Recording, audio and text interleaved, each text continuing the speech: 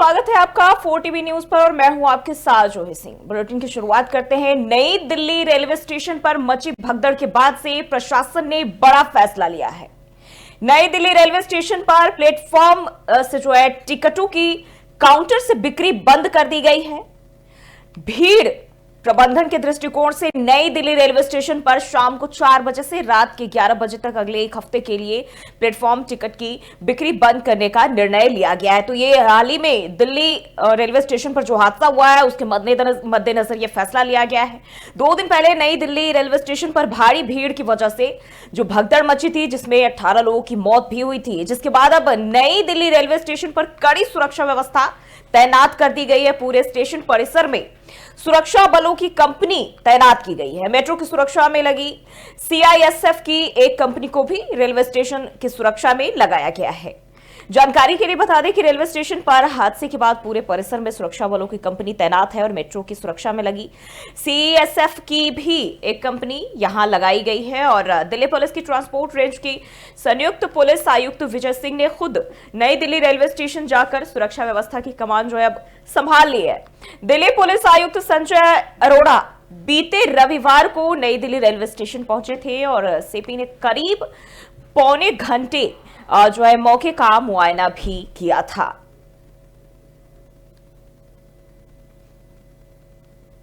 तो नई Delhi railway station पर जो भगदड़ मची थी उसको देखते हुए अहम फैसला लिया गया है और अब प्लेटफॉर्म से जो टिकट यात्रियों को मिल रही थी उस पर रोक लगा दी गई है। तो ये बड़ा फैसला और बताया जा रहा है कि अब शाम 4 बजे से रात के 11 बजे तक अगले 1 हफ्ते के लिए प्लेटफॉर्म टिकट की बिक्री बंद करने का ये निर्णय लिया गया है। तो ये बड़ी जानकारी, बड़ी अपडेट सामने आ रही है। जिस तरीके से बीते 2 दिन पहले हमने देखा और 18 लोगों की जान इसमें गई थी, जिसके बाद से अब पूरी तरह से शासन चौकन्ना नजर आ रही है और इसी के मद्देनजर यह अहम फैसला लिया गया है। और बताया जा रहा है जो भगदड़ मची थी उसमें जितने लोगों की जाने गई थी वो आग अभी बुझी नहीं है, लेकिन अब जो है पुलिस प्रशासन की बात करें, रेलवे प्रशासन की बात करें, इस पर चौकन्ना दिखाई दे रही है और इसी के तहत ये फैसला लिया गया है। यहाँ हम आपको 2 तस्वीरें दिखा रहे हैं। जब ये हादसा हुआ उसके बाद की ये तस्वीरें आप देख सकते हैं कि किस तरह से प्लेटफॉर्म की टिकट पर रोक लगी, बावजूद इसके भीड़ अभी भी ट्रेन में उसी तरह से देखने को मिल रही है। वही अगर दूसरी तस्वीर की बात करें, यहां आप साफ तौर पर देख पा रहे हैं कि एसी कोच में खिड़कियों को तोड़ने की कोशिश की जा रही है। जो यात्री है, जो श्रद्धालु है, वो किसी भी तरह बस चढ़ना है, महाकुंभ पहुंचना है और ये जो नजारे हैं अभी भी शांत नहीं हो रहे हैं और लगातार ये तस्वीरें आप देख रहे हैं किस तरह से लोग पैर से खिड़कियों के शीशे तोड़ते हुए नजर आ रहे हैं। और हमारे साथ दिल्ली से ब्यूरो चीफ स्नेह कमल सेठ जुड़ चुके हैं। स्नेह कमल, अब देखें जो भगदड़ मची थी उसके बाद अब एक बड़ा निर्णय लिया गया है। जो प्लेटफॉर्म टिकट है अब उस पर रोक लगा दी गई है। जी, नई दिल्ली रेलवे स्टेशन प्रशासन की बात करें तो जिस तरह से जो है परसों रात भगदड़ हुई, तो उसको देखते हुए प्लेटफॉर्म टिकट की बिक्री जो है अगले आदेश तक रोक दी। चूंकि प्लेटफॉर्म कोई भी यात्री आता तो उसके साथ 1-2 लोग से ज्यादा उन्हें छोड़ने के लिए सियाफ करने के आते हैं, तो उस तरह से भीड़ अपने आप बढ़ जाती है। तब रेल प्रशासन ने यह निर्णय किया नई दिल्ली स्टेशन पर सिर्फ जिनके पास अनारक्षित टिकट या आरक्षित टिकट होगा, टिकट किसी भी यात्रा का टिकट होगा, उन्हें ही प्रवेश मिलेगा। बिना टिकट के जो भी लोग प्लेटफॉर्म टिकट लेके किसी को छोड़ने के लिए सियाफ करने के लिए आते थे उन पर पूरी तरह से रोक लगा दी गई। वहीं अगर परसों घटना की बात करें, परसों घटना के बाद से रेलवे ने जो है कई अहम निर्णय किए। इसमें नई दिल्ली सहित जो है देश के 60 जो स्टेशन है वहां पर यातायात को नियंत्रित करने के लिए अस्थायी होल्डिंग एरिया बनाया जाएगा। एकीकृत जो है एकीकरण जो किया जाएगा, भीड़ को नियंत्रण के प्रौद्योगिकी का बेहतर इस्तेमाल होगा। विशेष ट्रेनों की जो है और ज्यादा फेरे बढ़ाए जाएंगे। उसके अलावा अधिकारियों को प्रशिक्षण किया जाएगा कि इस तरह के जब हालात हो तो उनसे कैसे निपटा जाए। सवाल इसके अलावा जो ट्रेनें बढ़ाई जा रही है, लेकिन सरकार की तरफ से, प्रशासन की तरफ से सतर्कता कितनी बढ़ती जाएगी, सवाल ये हो जाता है, क्योंकि जितनी ट्रेनें चलाई जा रही है श्रद्धालुओं की संख्या बढ़ती जा रही है। जी बिल्कुल, इसी कारण मैंने कहा जिस तरह से रेलवे ने तमाम जो अहम निर्णय किए हैं उसमें जो है अधिकारियों के प्रशिक्षण की बात हो, चाहे होल्डिंग एरिया के निर्माण की बात हो, तकनीक के इस्तेमाल हो, ये तमाम चीजें उपाय किए गए। जिस तरह से जो तमाम घटनाएं घटी उसको देखते हुए रेलवे ने एहतियाती जो कदम उठाए, सबसे पहले तो सुरक्षा व्यवस्था जो है स्टेशन की बढ़ा दी गई, तमाम जो दिल्ली पुलिस के जवान हो चाहे जीआरपी के जवान उनको लगाया गया। तो उसके अलावा जो तमाम जो लोग आते थे, जो अनियंत्रित भीड़ आती थी, उसको नियंत्रण करने के लिए प्लेटफॉर्म टिकटों की बिक्री जो अगले आदेश तक की रोक दी गई है। और जिस तरह से मैंने बताया कि जो है नई व्यवस्थाओं के तहत जो है होल्डिंग एरिया बनाया जा रहा है, जहां पर यात्रियों को रुकने की व्यवस्था होगी, भीड़ को नियंत्रित करने की। जब भीड़ ज्यादा होगी तो स्टेशन जाने से पहले वहां पर जो होल्डिंग एरिया होगा वहां पर लोगों को बैठाया जाएगा। तकनीक के इस्तेमाल के साथ साथ जो रेलवे के उच्च अधिकारी हैं, जो अधिकारी हैं, उन्हें प्रशिक्षित किया जाएगा कैसी अगर कोई हालात होती है तो उनसे कैसे निपटे। इसके अलावा रेलवे ने 5 से नई सवाल यहाँ कई सारे खड़े होते हैं और हमने देखा हादसे हुए 2 दिन नहीं हुए, लेकिन तस्वीरें वही अभी भी सामने आ रही है। जी बिल्कुल, जिस तरह से जो है कल हमारी टीम नई दिल्ली स्टेशन पहुंची थी, हमने जो तमाम यात्रियों से बात की, उनसे जायजा लिया, तो सभी ने कहा सुरक्षा थोड़ी बढ़ा दी गई है, लेकिन अगर सुविधाओं की बात करें सुविधाएं जस की तस है। और वैसे ही आज भी भीड़ है, अनियंत्रित भीड़ है, तमाम लोग प्लेटफॉर्म पर है, लेकिन दिल्ली पुलिस के जवानों की बात करें चाहे जीआरपी जवानों की बात करें, चप्पे चप्पे पर तैनात नजर जरूर आए, लेकिन सुविधाओं की अगर बात करें सुविधाओं में कोई भी हेरफेर या फेरबदल नहीं हुआ है। बिल्कुल, नजर बनाए रखिएगा, आगे भी आपसे अपडेट लेते रहेंगे। फिलहाल के लिए बहुत बहुत शुक्रिया। तो लगातार हादसे को लेकर सुरक्षा व्यवस्था बढ़ाई जा रही है, लेकिन लोगों का जो जमावड़ा है रेलवे स्टेशनों पर वो लगातार देखने को मिल रहा है। उसमें कोई कमी नहीं, कुछ भी कमी नजर नहीं आ रही, बल्कि देखिए तो पहले के मुकाबले अभी भी श्रद्धालुओं की तादाद जो है वो बढ़ती ही जा रही है। यानी कि जो लोग हैं उनमें इस भगदड़ को लेकर अभी भी कोई भी डर नहीं है। वो अभी भी महाकुंभ जाने की अपनी जो जिद है और अपनी जो आस्था है उस पर अड़े हुए हैं। बढ़ते आगे, दिल्ली से एक और जानकारी सामने आ रही। रेलवे सूत्रों के हवाले से यह खबर आपको बताते चलिए, बड़ी जानकारी। नई दिल्ली रेलवे हादसे के बाद यह बड़ा फैसला लिया गया। अहम फैसला, रेलवे ने 60 बड़े स्टेशनों को चिन्हित किया है। सूत्रों के हवाले से यह जानकारी आपके साथ साझा कर रहे हैं। सभी स्टेशनों पर रेलवे बनेगा होल्डिंग एरिया। सूत्रों के मुताबिक यह जानकारी सामने आ रही। भीड़ को नियंत्रित करने के लिए होल्डिंग एरिया विकसित करेगा रेलवे। तो रेलवे की ओर से यह बड़ा फैसला लिया जा रहा है। ये बड़ी जानकारी, बड़ी खबर सामने आ रही है। आपको बताते चले, रेलवे ने 60 बड़े स्टेशनों को चिन्हित किया है। यानी कि अब रेलवे की ओर से ये कदम उठाए जा रहे हैं। भीड़ को देखते हुए सूत्रों के हवाले से बड़ी जानकारी सामने आ रही है।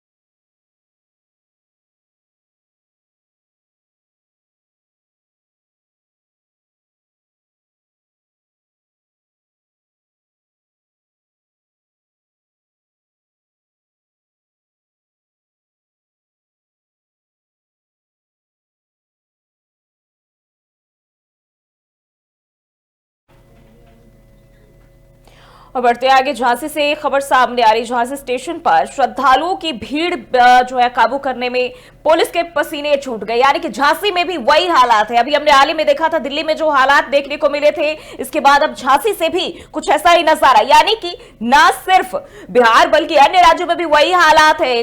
क्राउड कंट्रोल के लिए बैरिकेडिंग को भीड़ ने गिराया है। पुलिस और आरपीएफ भी इस भीड़ की धक्का मुक्की का शिकार हुई। भीड़ आप देख सकते हैं टीवी स्क्रीन किस तरह से रेलवे के पास, ट्रेन के आसपास बड़ी तादाद में लोग यहां इकट्ठा नजर आ रहे हैं। भीड़ देख महाकुंभ के लिए आनंद फानन में चलानी पड़ी स्पेशल ट्रेन, और फिर भी जो भीड़ है वो अभी भी बेकाबू नजर आ रहे। दिल्ली भगदड़ को देखते हुए भारी फोर्स मौके पर मौजूद रहे और सुरक्षा के मद्देनजर एंटी सेबोटाज टीम ने भी सामान की चेकिंग की है। तो ये जानकारी आपको बताते चले झांसी से, जहां झांसी स्टेशन की ये तस्वीरें हैं।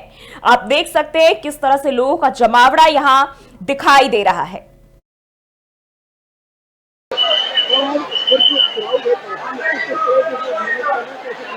देखिए, ये जो स्नानार्थी हैं ये तो पर डे जा रहे हैं और कल जो दिल्ली में घटना हुई है उसको दृष्टिगत रखते और अलर्ट किया गया है सबको।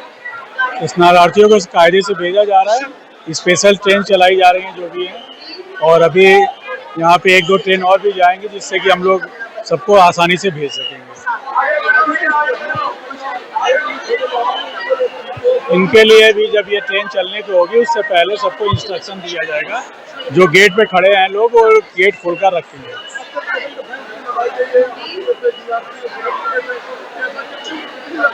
नहीं, एक स्ट्रेटजी ये बनाया गया है कि अधिकतर शाम को जो भीड़ ज़्यादा हो जा रही है उसको दृष्टिगत रखते हुए ऐसा भी लगाया गया।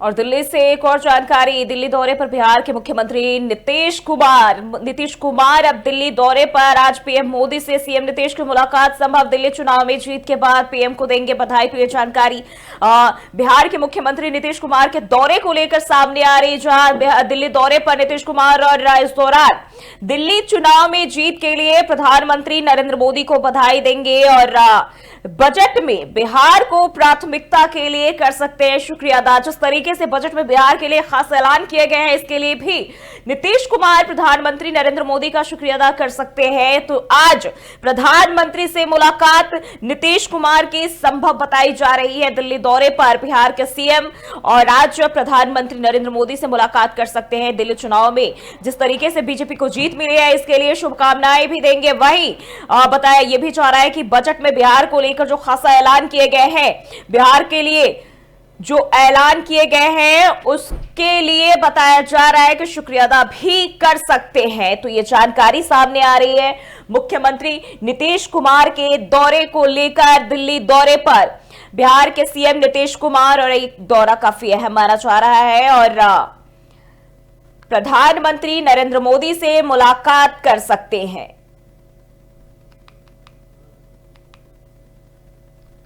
तो ये जानकारी सामने आ रही है बजट में बिहार को जिस तरीके से बड़े ऐलान।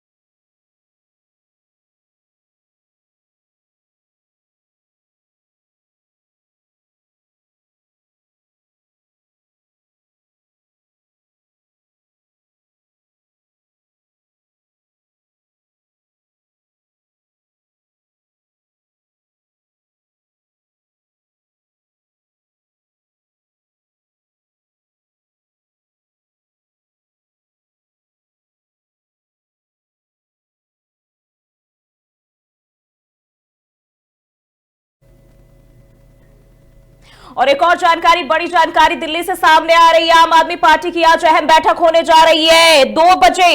आम आदमी पार्टी की अहम बैठक बताई जा रही है। आपको बताते चले दिल्ली प्रदेश अध्यक्ष गोपाल राय ने यह बैठक बुलाई है। बेहद अहम जानकारी सामने आ रही है, दिल्ली की सियासत से जुड़ी हुई है जानकारी। दिल्ली चुनाव के बाद दिल्ली पदाधिकारियों की यह पहली बैठक बताई जा रही है। आम आदमी पार्टी की बात करें तो ये काफी अहम बैठक जो है आज होने जा रही है 2 बजे। दिल्ली के पदाधिकारियों की, आम आदमी के पार्टी के जो पदाधिकारी है उनकी अहम बैठक होगी। आपको बता दें दिल्ली प्रदेश अध्यक्ष गोपाल राय ने यह अहम बैठक बुलाई है जिसमें कई चीजों को लेकर बातचीत और संभावनाएं जो है हो सकती है, कई मुद्दों पर चर्चा भी हो सकती है। तो दिल्ली चुनाव खत्म होने के बाद ये काफी अहम बैठक, और बात करें तो आम आदमी पार्टी की ओर से इस बैठक का आयोजन किया जा रहा है जिसमें तमाम पार्टी के पदाधिकारी शामिल होंगे। 2 बजे का वक्त बताया जा रहा है, यानी कि अब से थोड़ी देर बाद आम आदमी पार्टी की ये बैठक शुरू होगी। तो ये बड़ी जानकारी, बड़ी खबर दिल्ली की सियासत से जुड़ी हुई 2 बजे आपकी ये बैठक होगी।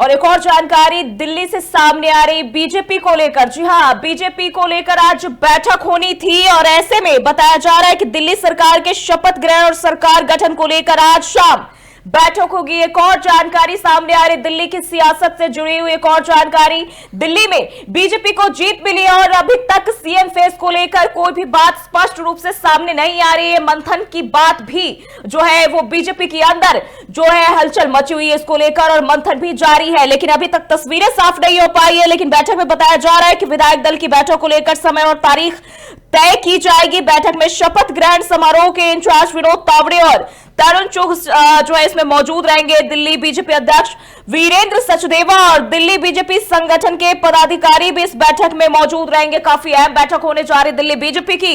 बैठक में नई सरकार के शपथ ग्रहण की तारीख, समय और जगह भी तय किए जाएंगे। तो बेहद अहम खबर दिल्ली बीजेपी को लेकर आपको बताते चले, शपथ ग्रहण की तैयारियों, सिटिंग अरेंजमेंट और गेस्ट लिस्ट को भी इस दौरान फाइनल किया जाएगा।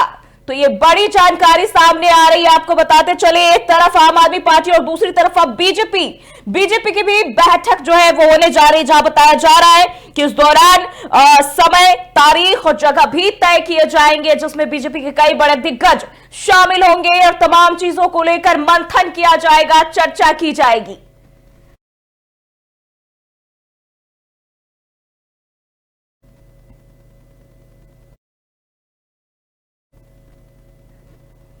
और करते अगली खबर की ओर, देहरादून से खबर सामने आ रही है। कल से शुरू हो रहा है विधानसभा का बजट सत्र। उत्तराखंड से आपको बताते चले, उत्तराखंड विधानसभा का बजट सत्र शुरू होने जा रहा है। देहरादून से यह जानकारी सामने आ रही। बीजेपी विधानमंडल दल की कल बैठक होगी। राज्यपाल के अभिभाषण से शुरू होगी सदन की कार्रवाई। तो उत्तराखंड विधानसभा का बजट सत्र कल से शुरू हो रहा है। सत्र के पहले दिन सदन की शुरुआत राज्यपाल के अभिभाषण से होगी। प्रदेश के संसदीय कार्य मंत्री प्रेमचंद अग्रवाल ने बताया कि कार्य मंत्रणा समिति की बैठक में तय होगा कि बजट किस दिन पेश किया जाएगा। संसदीय कार्य मंत्री प्रेमचंद अग्रवाल का कहना है कि राज्यपाल गुरमीत सिंह के अभिभाषण के बाद भाजपा विधानमंडल दल की कल बैठक होगी। उन्होंने कहा कि बैठक में सदन के संचालक को लेकर भी चर्चा की जाएगी।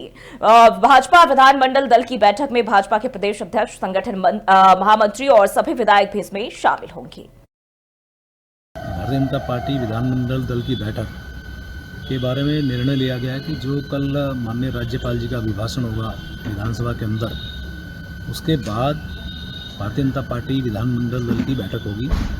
मैं सभी माननीय विधायकों से जो भारतीय जनता पार्टी के हैं उनसे आग्रह कर रहा हूँ कि जो जैसी माननीय राज्यपाल जी का अभिभाषण खत्म होगा तत्काल बाद फिर हम लोग उस बैठक में सम्मिलित हों, क्योंकि इसमें माननीय मुख्यमंत्री जी, माननीय प्रदेश अध्यक्ष जी, माननीय संगठन मंत्री जी का मार्गदर्शन प्राप्त होगा, जिसे सबसे आग्रह कर रहा हूँ। जो आज तक की परंपरा रही है, चूँकि इस वर्ष का ये पहला सत्र है, तो माननीय राज्यपाल जी का पहले दिन अभिभाषण होगा और दूसरे दिन फिर उस पर चर्चा होगी। हालांकि ये सब बातें कार्य मंत्रणा समिति में बैठ के तय होती हैं, लेकिन एक परंपरानुसार मैंने आपको ये बताया। और बजट किस दिन पेश होगा ये भी हम कार्य मंत्रणा समिति की बैठक में ही तय करते हैं, लेकिन जो परंपरा रही है कि ये इस पहले दिन अभिभाषण, फिर उस पर चर्चा के बाद कार्य मंत्रणा समिति में जो निर्णय होगा उसमें फिर हम बजट इस वर्ष का प्रस्तुत करें। भारतीय जनता पार्टी विधानमंडल दल की बैठक के बारे में निर्णय लिया गया है कि जो और उत्तराखंड के मुख्यमंत्री पुष्कर सिंह धामी ने देहरादून में नीति आयोग द्वारा भारतीय हिमालय क्षेत्र में सतत विकास के लिए स्प्रिंगशेड प्रबंधन और जलवायु अनुकूलन रणनीति विषय पर आयोजित कार्यशाला में हिस्सा लिया। उत्तराखंड के मुख्यमंत्री पुष्कर सिंह धामी ने इस दौरान कहा कि हमारी सरकार द्वारा जलागम विभाग बनाया गया है, जो इस संबंध में विभिन्न कार्य योजनाओं पर कार्य कर रहा है। प्रधानमंत्री मोदी द्वारा देश भर में आरंभ की गई अमृत सरोवर योजना के अंतर्गत हमने अभी तक 1092 अमृत सरोवरों का निर्माण कर लिया है। वायु परिवर्तन और पारिस्थितिकी संकट से जुड़ी हुई इन समस्याओं से निपटने के उद्देश्य से हमारी सरकार द्वारा जलागम विभाग बनाया गया है, जो इस संबंध में विभिन्न कार्य योजनाओं पर कार्य कर रहा है। इसके साथ ही हमने प्रदेश में जल संरक्षण को बढ़ावा देने के उद्देश्य से spring and river rejuvenation authority यानी सारा का भी गठन किया है, जिसके अंतर्गत अभी तक 5,500 जमीनी जलीय स्रोतों तथा 2,292 सहायक नदियों का चिन्हीकरण कर उनका उपचार किया जा रहा है। इतना ही नहीं, हमारी सरकार द्वारा जो हमारा लोक पर्व हरेला है, उसके अवसर पर पर्यावरण संरक्षण तथा गधेरे, नौले एवं अन्य जलीय स्रोतों के संरक्षण के उद्देश्य से 2,640 हेक्टेयर भूमि में पौधारोपण का अभियान भी चलाया है। वहीं दूसरी ओर आदरणीय प्रधानमंत्री जी द्वारा देश भर में प्रारंभ की गई अमृत सरोवर योजना के अंतर्गत हमने अब तक 1,092 अमृत सरोवरों का निर्माण कर लिया है, जो हमें दिए गए लक्ष्य से भी अधिक है। ये हमारे लिए बड़े गर्व का विषय है कि देश भर में जलाशयों के पुनरुद्धार के लिए आदरणीय प्रधानमंत्री जी की इस महत्वपूर्ण योजना को लागू करने में उत्तराखंड को देश भर में और फिलहाल के लिए इस बुलेटिन में बस इतना ही। देश और दुनिया की तमाम खबरों के लिए बने रहिए 4TV न्यूज के साथ।